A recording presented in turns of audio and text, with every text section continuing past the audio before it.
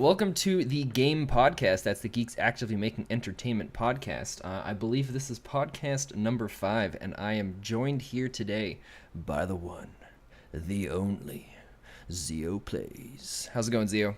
What's going on, man? I'm doing fine. How are you? I didn't even ask how you were doing. I just asked how you were doing. Yeah, You're I'm welcome. with you. We're going to jump into this. It's been a pretty interesting week here for gaming. We just had Gamescom. I believe it Yes. finished up yesterday. Yes. And there's been a fair bit of news that's come out, but we're just going to kind of quickly touch over some of the smaller bits, some of the stuff that wasn't big enough to make a huge topic of conversation about. So if anybody hasn't played Last Remnant and they want to get it for the PC, it's going to be delisted on September 4th, so that's going to be something to check out. The Nintendo Switch actually outsold the PS4 and the Xbox One in July in the US, which was pretty crazy. Diva got her own animated short. Rocket League is getting its new progression update pretty shortly. I believe that's coming up next week.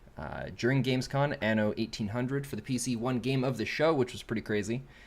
Black Desert Online has its remastered edition, which is now out, I believe, as of 3 or 4 days ago. Have you played Black Desert Online? I have not. I've seen so many screenshots. I'm like, oh, it looks so good. And then I remember it's an MMORPG, and then I'm like, oh, so much grinding. That it is. Soul Calibur 6 is the first entry in the series to launch on PC, but could also be the last, according to producer, I'm going to probably butcher this, Motohiro Okuba. Or Okubo. Okubo? Okuba? Ok- Kokomo?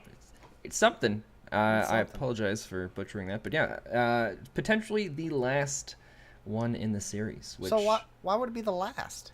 Oh, the last Soul Calibur in the series? Yeah, so Soul Really? Calibur, done. So Very they're not potentially. gonna like drive that into the ground like Mortal Kombat. Well, I mean, you could almost say they have. Soul Calibur's been kind of teetering off in the popularity over the last several years as other fighting games have come in. That's So, true. I mean, who ever knows? since you couldn't be Link anymore. Do you remember that? I think that was like Soul Calibur That was on the 4. GameCube, wasn't it? Yeah, on the GameCube where they made character exclusive consoles. That was awesome. I remember I playing forgot that. about that. That was a long time ago. Dude, the GameCube was my favorite console back in the day. So I bought everything on GameCube that I could. Well, I'm glad to hear that. That was one of my favorites too. Ah, so good. Well, that's pretty much some of the quick news we thought we'd jump through and touch on the industry that's coming out. And that brings us to the main question. Zio, what have you been playing this week? I have been playing Darwin Project naturally, that I play all the time. It's Yeah. amazing. They just added a new tile to the map, so Okay. it's pretty cool. I like their idea. They're creating a bunch of new tiles so they can make every map different, more exciting. Oh, okay. And the one they added kind of reminds me of Fortnite. It has like a bunch of trailers and stuff in it, so you can jump around and go up, and there's like mechanical things, so it's less foresty than most of the maps are. I have also been playing Wizards of Legend since we talked about it in our podcast, I think 2 weeks ago or 3 Oh, weeks have ago. you? I have, and I became obsessed because I also love roguelike games. It's like a dirty little secret for me. Like I avoid them, but I get addicted to them way too easily. Oh, okay. So, well, I don't believe you've uploaded yours yet, but on your channel you have a short video from actually Neo. Yes, Neo played it, and then he insulted me a lot during that playthrough. So, Oh, nice. I made it my mission to be better than him, and I will have a response video shortly, being better than him, but also making fun of him because he's terrible. Well, I'm looking forward to And seeing that was also his first edited video, so it's cute that he thinks he can outplay me and out-edit me. So is there anything from the what we talked about on the podcast and then now from playing it that kind of surprised you or you thought was a little better or worse than what was expected? Yes. So one thing I love about it that wasn't mentioned is the change of cloaks that give you slightly different abilities, and the abilities themselves. They're very grand and wonderful, and I like how they're they're played off like they're swappable. So I like that you can interchange your own magic abilities as opposed to just finding items Oh, okay. like you would in other roguelike games. So So I that's think kind it of how those cards play in then, isn't it? yes. It's a very wonderful mechanic, and I like it a lot. And I like how it's almost self-aware of itself. Because they, in the beginning, they talk about it as if it's like old legend being a wizard of legend. Like this was the past, and like they idolize it like a TV show kind of thing. But then Oh, you get okay. sucked into the actual world, which is pretty cool. Oh, interesting. So I haven't actually played it before. So that's how the game starts then? It's kind of like they show it as like a TV show, myths and legends, and then you Well, get it's sucked it's into it and you kind of start going at it from there. kind of like it's more of a museum. But you've seen like the Marvel movies, right? You're familiar with Captain America? That I am. Okay, so in Winter Soldier, he goes to the museum in modern day and Oh, sees himself. spoiler alert. Yeah, spoiler alert. He goes to the museum and he checks out his own little history and everything. So it's kind of like that, where they have clips, everything playing, but it's Okay. so it's like history, but to an entertainment value. Interesting. That's Uh, I haven't heard it put that way yet, but It's that really very makes sense. exciting. I like it a lot, and I'm very into mechanically skillful games, like because I'm a very competitive person, and I used to play a few games competitively. So,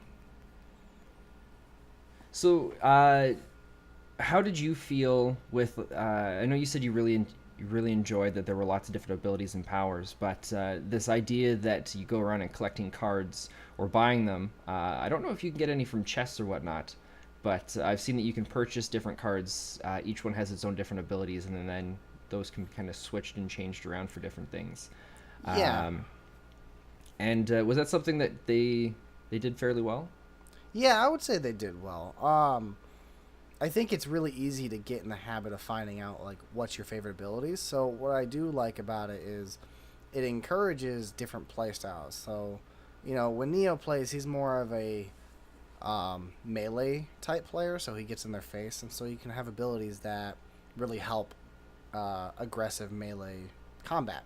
As I Oh, okay. liked a little more ranged and maneuverability. So when I play games, I like to have speed and quickness. So I like to use my reactions to get in and out of situations. So I made abilities that kind of gave me the freedom to have that capability.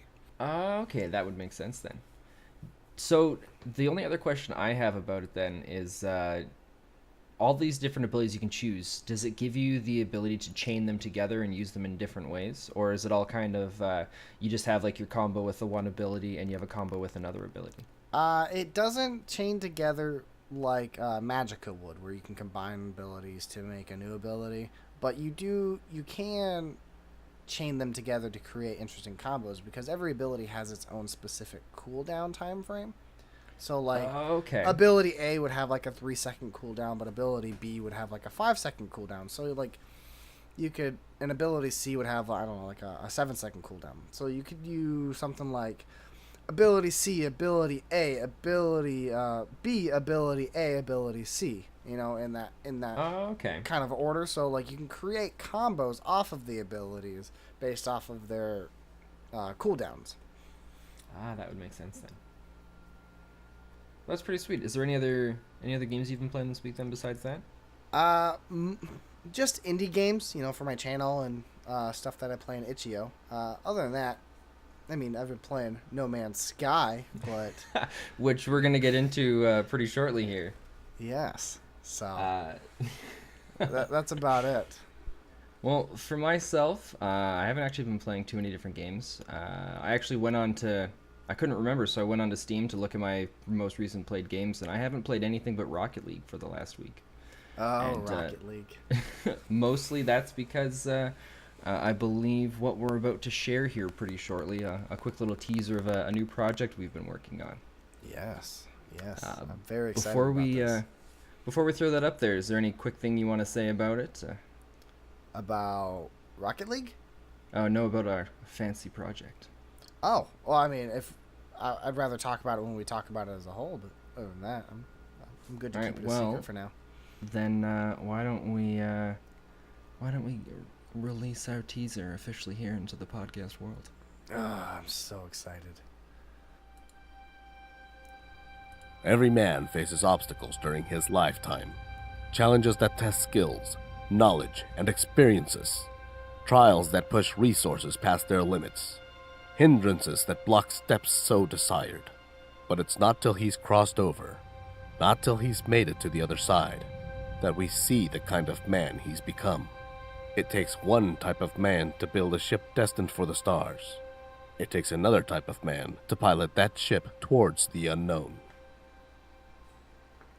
Ooh, what am I thinking right now? A lamp, What am I thinking of right now? long johns, What about now? a chair, What am I thinking right now? lemon meringue pie, How about now? uh, dish detergent, Now? sunlight, What about now? donuts, What about now? Ness, a box of pizza. How's it going? It's going great. Oh man. Every time I watch it, it still gives me goosebumps. Me too. I get so excited. I mean, other people who watch it probably don't pay the kind of detail we do because we made it. But when it goes to that logo, it gets me super excited because I really like the logo. And then when it switches to coming soon, I just really like that little animation. It's the small things that make us happy. Man, how long have you been working on that now? That's been a little bit of time. Yeah, that Few teaser. Yeah, that teaser took us about 3 weeks. Mostly because we didn't know what we were doing. So spent a lot more time screwing around and filming a bunch of crap we turned out we weren't using. So Yeah, pretty much. That sums that up pretty nicely. Yeah. Although we got a bit more of an idea of what we're doing now, and it's turned out better than I can. I honestly, absolutely. I had my doubts when we first started working on it, but it reinforces it, doesn't it? that it does. See, I was always excited because I had a vision of where it would look like in some degree, and when I start a project, I just obsess over it until I feel like I'm at a satisfying conclusion.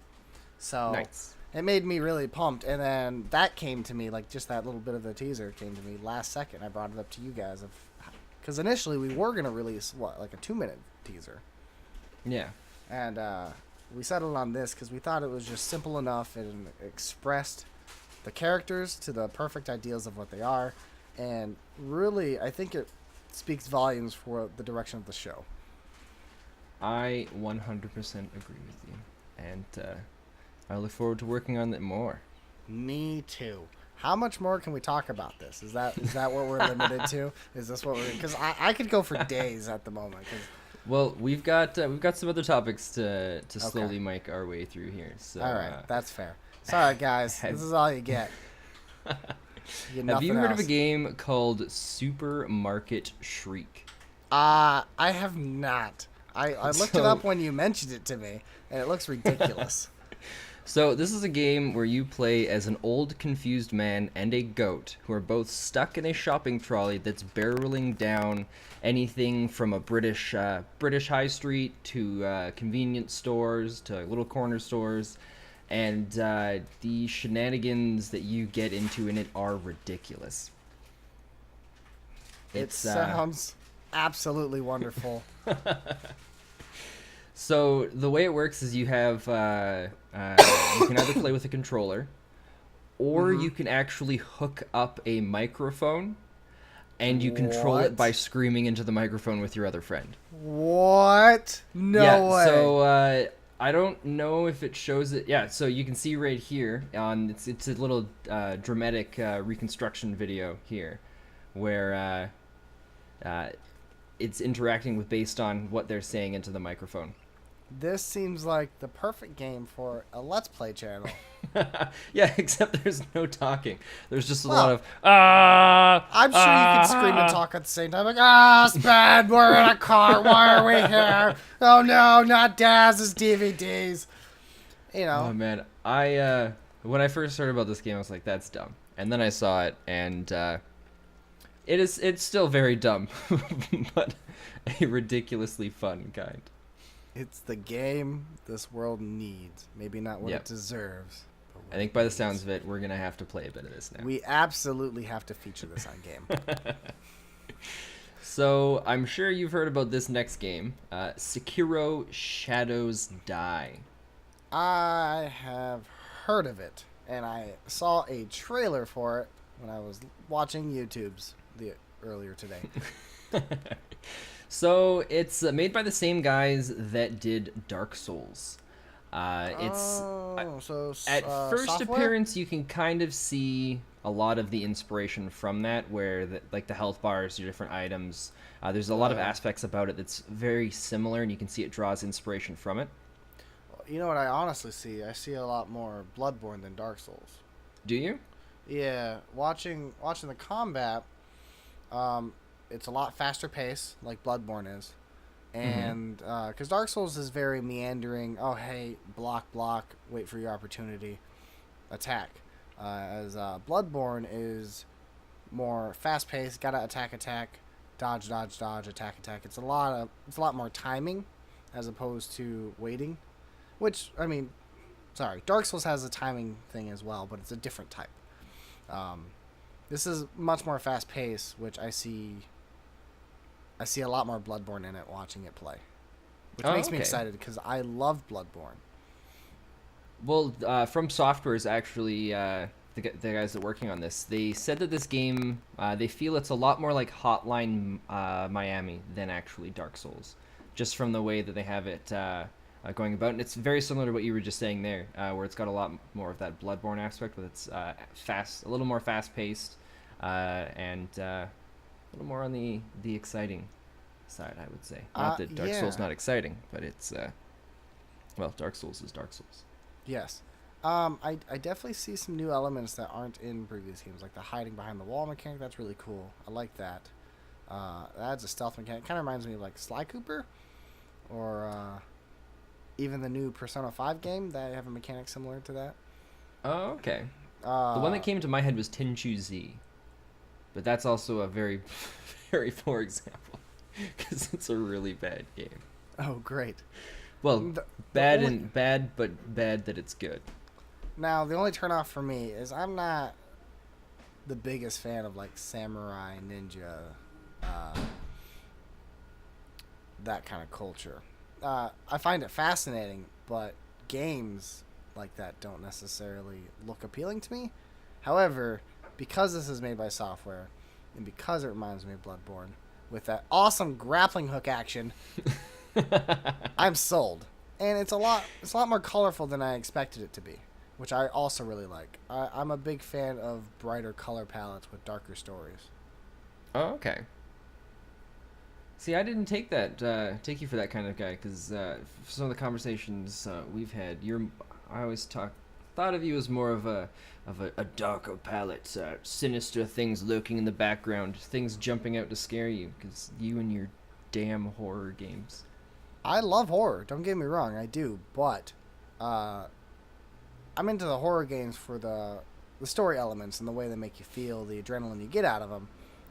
When I play a game for enjoyment or even skill base, visuals are a big part for me, and it's not necessarily like it has to be the most graphically demanding thing. Yeah. But it's about... Sorry. I'm sorry. You got a friend over there. I got background noises. It's about the color palette and everything for me. Like one of my favorite games in the world is BioShock Infinite. Okay. It's not the biggest graphics game in the world, but its color palette is gorgeous, and it has a very much a darker storyline like the other BioShocks, but much more visually appealing. And so that's something I'm into art, and so I like art to be bright and colorful. Well, there's nothing wrong with that. It helps bring out the playful nature in things. Yes, I agree. Oh man, watching this gameplay makes me really excited though. Does it? Oh yeah. Well, I'm glad to hear that. Like I said, I was a big Bloodborne fan. I got Bloodborne on the PS4 because that was Oh, the okay. console it came out for. And Is that? I thought it was out on the Xbox One. nope, it is an exclusive. Oh.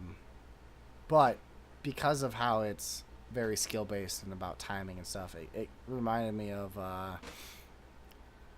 like some MOBAs, and Super Smash Bros. Gave me that kind of a feeling when I play it. So I platinumed Bloodborne, and I'm very excited to be a completionist on this game as well. Well, how are you with the idea of an alternate reality set in the 80s where you and up to 3 other friends go exploring Sweden only to find that all the people have vanished and there's tons of trigger-happy robots all waiting to kill you? That just sounds. It just sounds amazing. So there's another interesting game here called Generation Zero. So like I Okay. said, it's set in an alternate reality in the 80s. It's a co-op game where you and a couple friends play basically running around in a first-person shooter where you're chased by evil robots. That sounds wonderful. So there's supposed to be a ton of different robots that you'll find yourself fighting, or sorry, not robots. The developers call them tanks. There's only 3 of them that I know of so far. There's this big, massive 2-legged walker.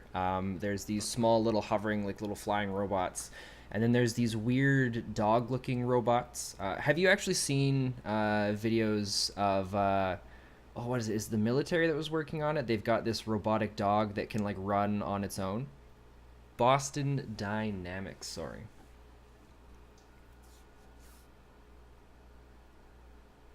That's actually one of the comparisons that the ones in here get, where it feels very similar to that kind of style.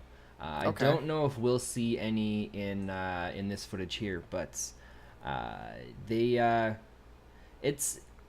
kind of sketchy. It kind of it's how to explain it. I, unlike yourself, I am not comfortable playing horror games.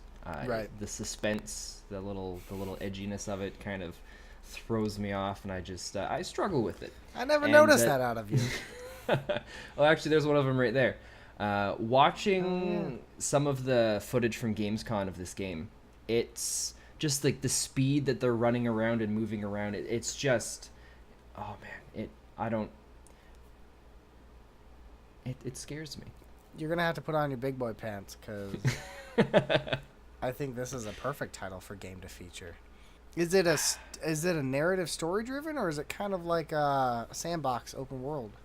Well, I believe it's a bit more of a narrative story driven. I don't know too much more about that. I do know that it takes a lot of kind of similar to like survival aspects where you're like you can see they're going around fighting robots, destroying them, searching for different equipment, ammo, and then you can go through the houses, explore through all those, try and find anything you can to basically keep yourself locked and loaded, ready to go.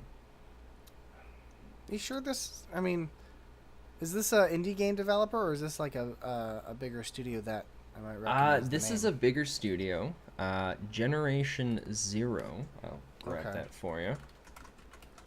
Now, It 'cause what is.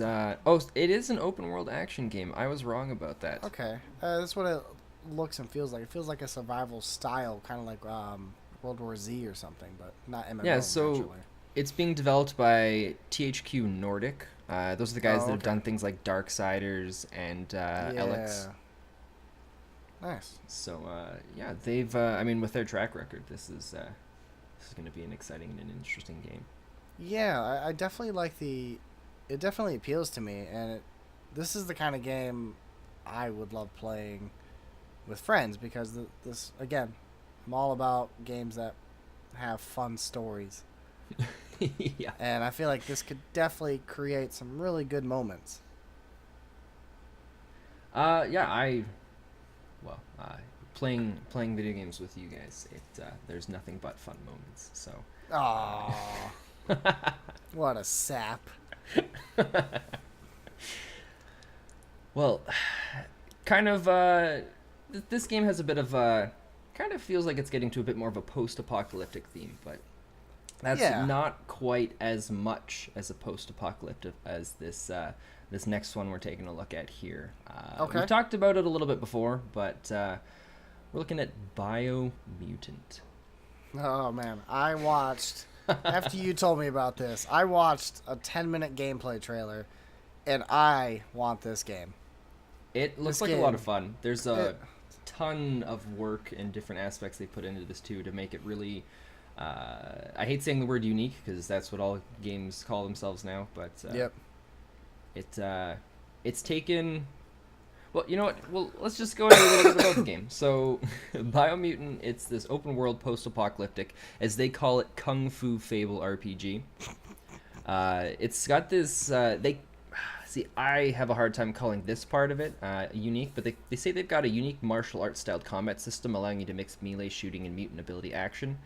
And I don't know if we can really call it unique. It's definitely different, but I mean, at first glance watching it, it's kind of reminiscent of the fighting style we see in games like Batman, Arkham Knight, and that kind of genre. But you can definitely see that in Biomutant, it's been taken to the next level with their introduction of these different abilities and powers that they have, as well as you'll see a little bit coming up in this battle here where like he's going around doing some punch and dodging for some attacks, and then out of nowhere he like blasts up into the air with a jetpack and he's like firing off with his gun, and it's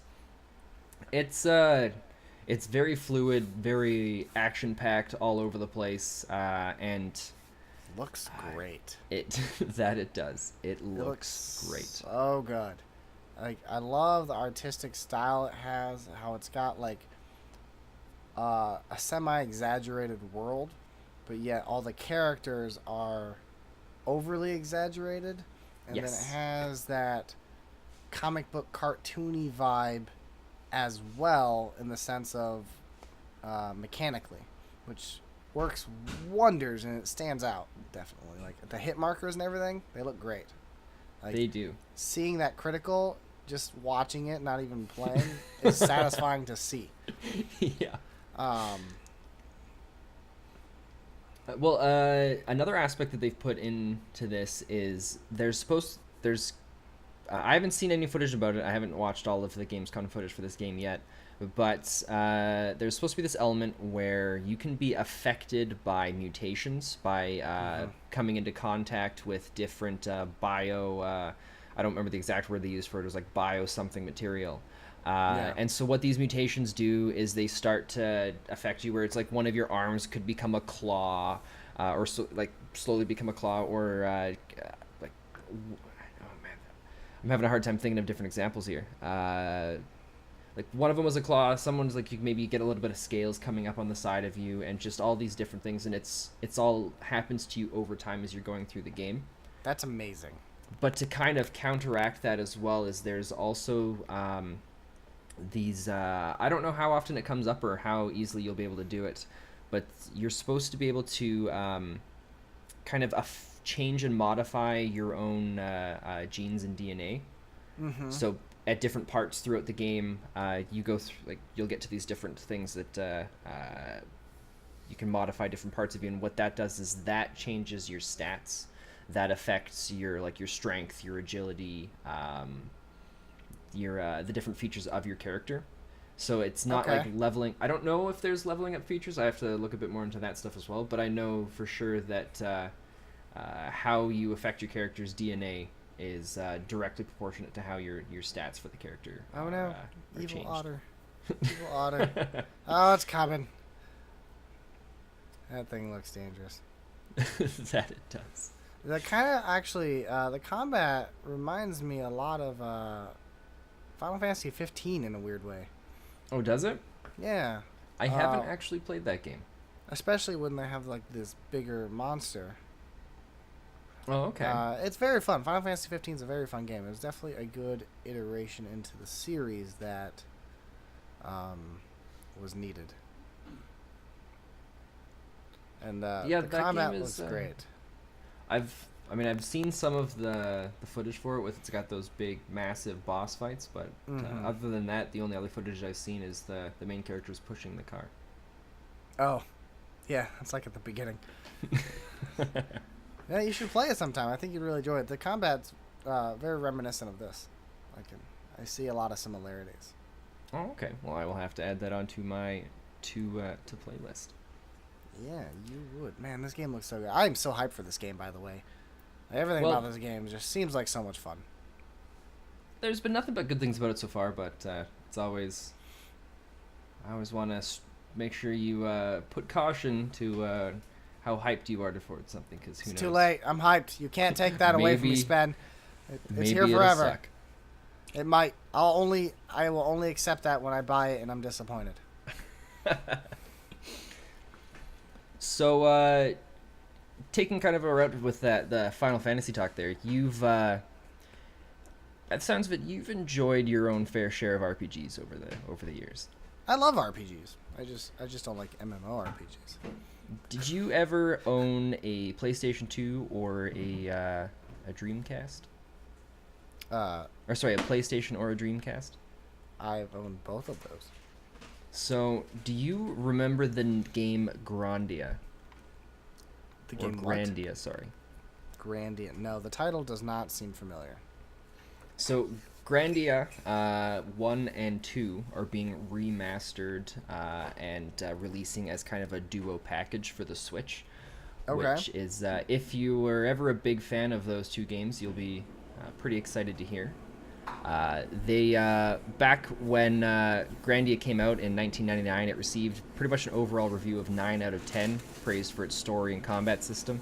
And Wow. keep in mind, this came back out on the Genesis 2 years after Final Fantasy VII came out. So standards for RPGs at that time had been raised fairly high. Yeah, 7 had nothing but positive responses. It's my favorite game in the world. And, well, Grandia 2 came out shortly after the year 2000 on the Dreamcast, and although it wasn't as good as the first one, it's got a score of about 80% on average, and the two of Okay. those games are considered to be some of the best games that have come out on either the PlayStation 2 or the Dreamcast. Interesting. I guess switching over to this stuff would have been a little, Would have made it a little easier. a little more fitting. So one yeah. of the really interesting aspects of this game is I believe it was one of the first to change up some of the combat here, where you'll see it's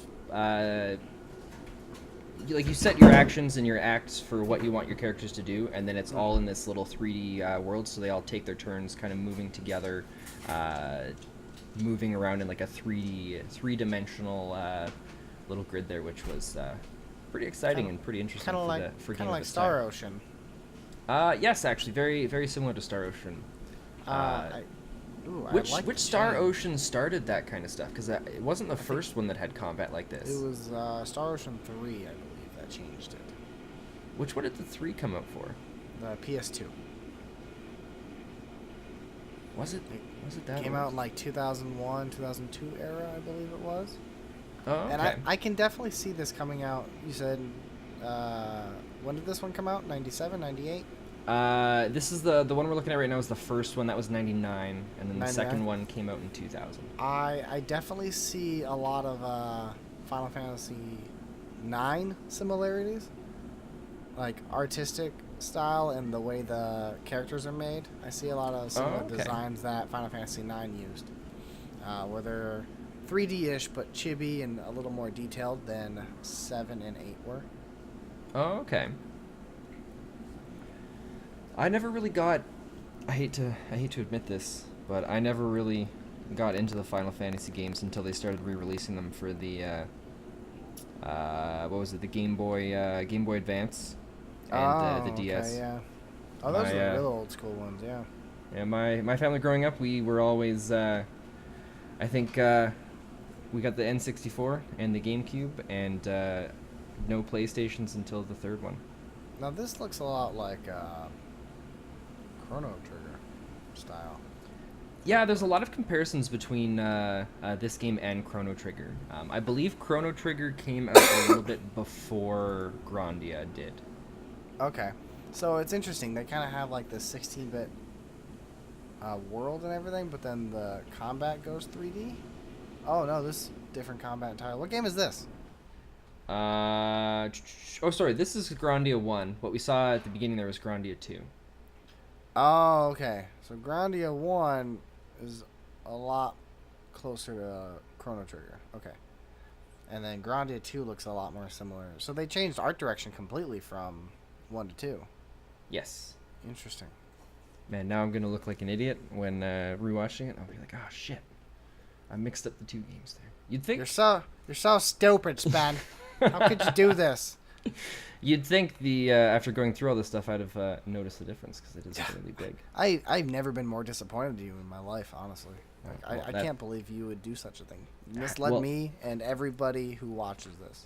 Well, how about I redeem myself by sharing with you The Gardens Between, a interesting puzzle adventure game about two best friends, Arena and Friend, who can manipulate time to solve different puzzles. Aw, I kind of like puzzle games. So this one's got this neat little aspect where you start down on the bottom of these islands and you slowly work your way up, going kind of around, making your way around it. As your characters go forwards, you can backtrack where they start to like move backwards and step towards it. It kind of looks funny sometimes, like they're doing a little Michael Jackson moonwalk. Yeah. But the premise here is Arena. She has this lantern that she carries around so she can collect these different motes of light, interact with the environment, and where the lights then kind of interact with the environment, where they can make little bridges, or they're used to progress through at the end of the level. While her friend here, he can interact with different objects to manipulate the environment itself. But he also can interact with these, I don't know what they're called, they're like these strange, like short little obelisks that when he uses those, it actually manipulates time, which you'll see in this next bit here coming up, where he uses it here and he actually kind of moves time backwards to before these objects have fallen over.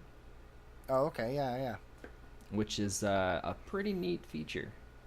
Yeah. Because based on how things have made it, based on the time that these objects have been moved backwards or forwards to, it changes how you can to make it through or make it back to different areas.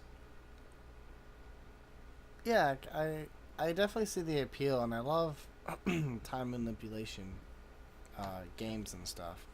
Well, who doesn't love time travel? Yeah, I know. It's one of my favorite things.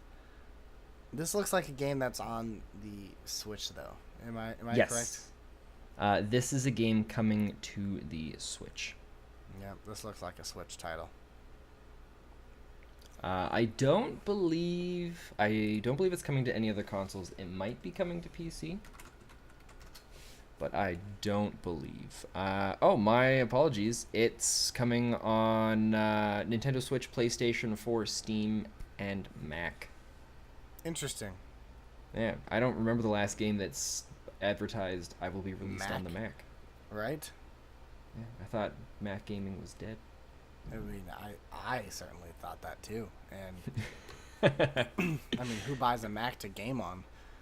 So. Yeah, I think the last games I really saw,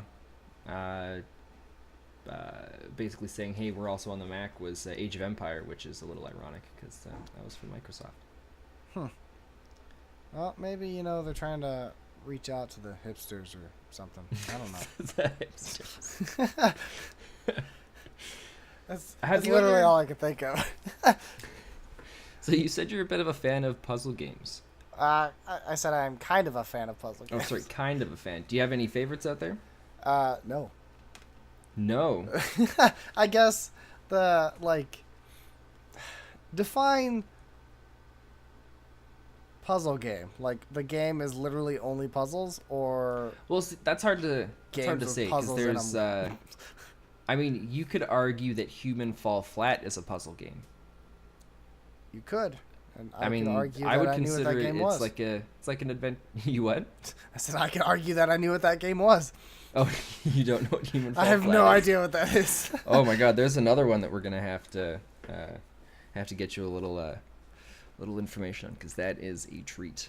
What about? I mean, you obviously know of like Myst and Riven, like those. That's a bit more old school puzzle adventure games. Nope. Nope. Oh my God. Here's, Zio. here's how I feel about puzzle games. Like, I like puzzle games as a nice little distraction. I guess the closest thing to a puzzle game I've ever really loved was Journey. Oh, okay. Because Yeah, you could that's more of consider a that casual, puzzle game. relaxing, just straight up puzzle game. Now, I say define puzzle game because Shadow of the Colossus is kind of like a puzzle. I mean, every Colossus is their own little unique way to be defeated, and you have to solve the puzzle while it's trying to murder you.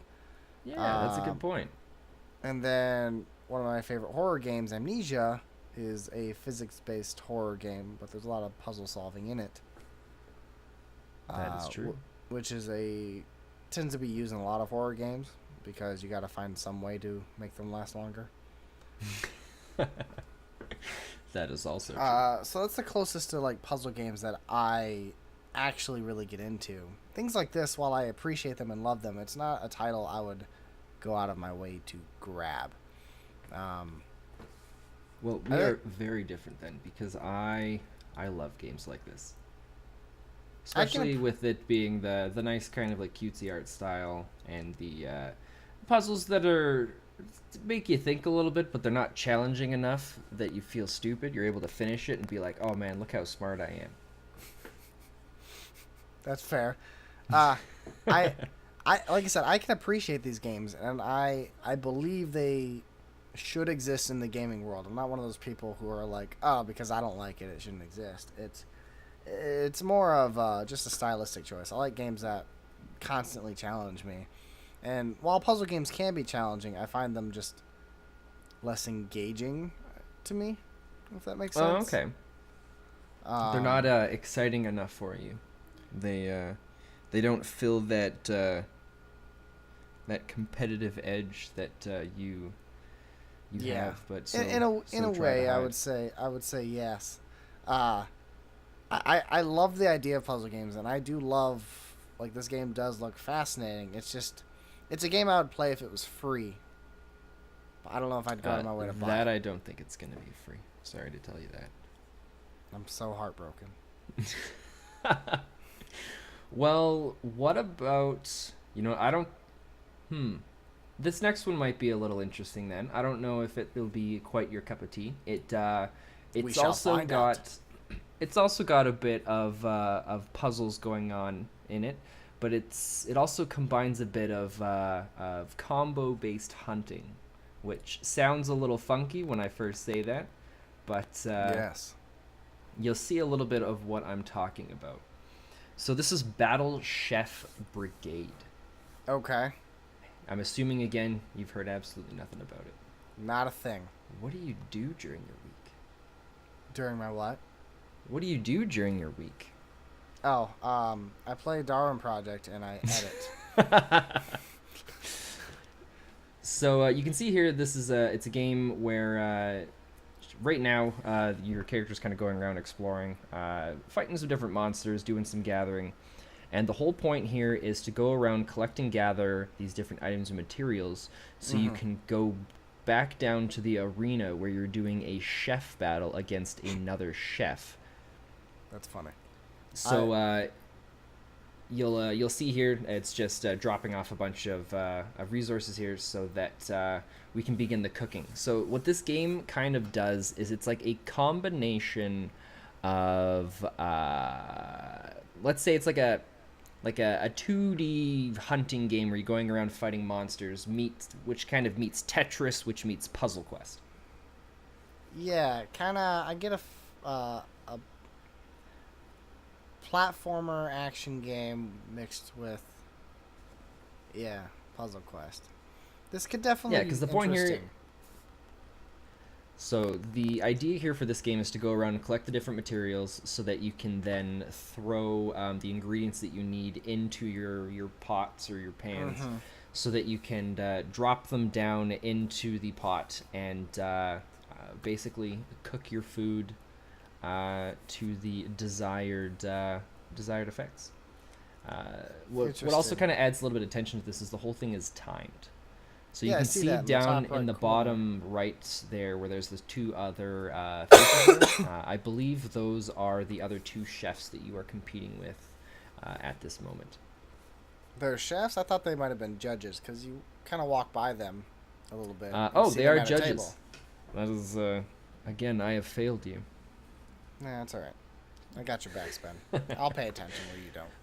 So this game's mostly single player, kind of going along.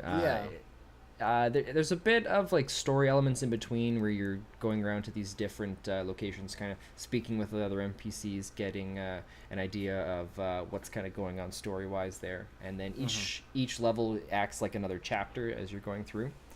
But Yes. there are different like competitive elements where you can compete with friends and other people online. The leaderboards for like the best time is to complete all these things. Okay. Now, this is the game I wouldn't play. This is However, a game you wouldn't play? no. And something I failed to mention last time with that game is this is a game I would watch somebody else play, though. Now, Oh, okay. I like to watch other Let's Players. Mostly, I like to watch them play games that I don't like to play because I don't have to spend money on it, and I get to enjoy the experience because they love it, and I get to see their love for it. Interesting. So I enjoy watching people enjoy their games, provided they still have to be somewhat entertaining. But Yeah.